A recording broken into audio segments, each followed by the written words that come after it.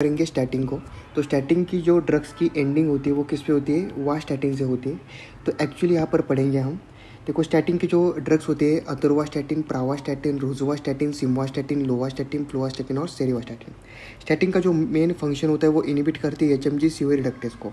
अगर हम यहाँ पे देखें तो ये लीवर है और उन्होंने क्या है, लीवर में क्या किया है, लीवर में उन्होंने HMG CoA रिडक्टेज को इनहिबिट कर दिया है। तो क्या होगा, कोलेस्ट्रॉल नहीं बनेगा। तो अगर लीवर में कोलेस्ट्रॉल कम हो जाएगा तो ब्लड से क्या किया जाएगा, ब्लड से कोलेस्ट्रॉल लिया जाएगा।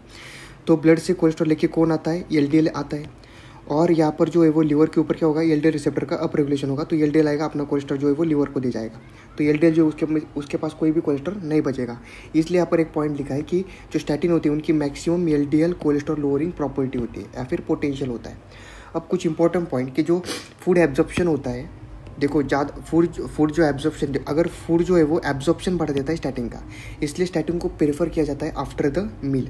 लेकिन एक ऐसा स्टैटिन भी है जो कभी भी ले सकते हैं, जैसे कि प्रावा स्टैटिन, क्योंकि उसका जो एब्जॉर्प्शन है वो मील पे डिपेंड नहीं करता। इरेस्पेक्ट ऑफ मील आप उसे कभी भी ले सकते हो, उसका जो एब्जॉर्प्शन है वो फूड पे डिपेंड नहीं करता। सेकंड जो होता है वो होता है HMG CoA reductase. HMG CoA reductase जो होता है वो एक्टिव होता है नाइट पे। सो स्टैटिन को प्रेफर किया जाता है नाइट में।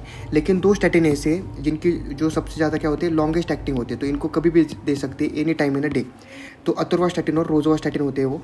और जो थर्ड पॉइंट है कि स्टैटिन जो होते हैं वो मेटाबॉलाइज हो जाती है CYP3A4 एंजाइम से। अगर हमने एंजाइम इनिबिटर ले लिए जैसे कि सिप्रोफ्लॉक्सिन और इरिथ्रोमाइसिन, तो वह एंजाइम को इनिबिट कर देंगे। उसकी वजह से स्टैटिन जो है वो बॉडी में बढ़ जाएंगे और टॉक्सिटी हो जाएंगे।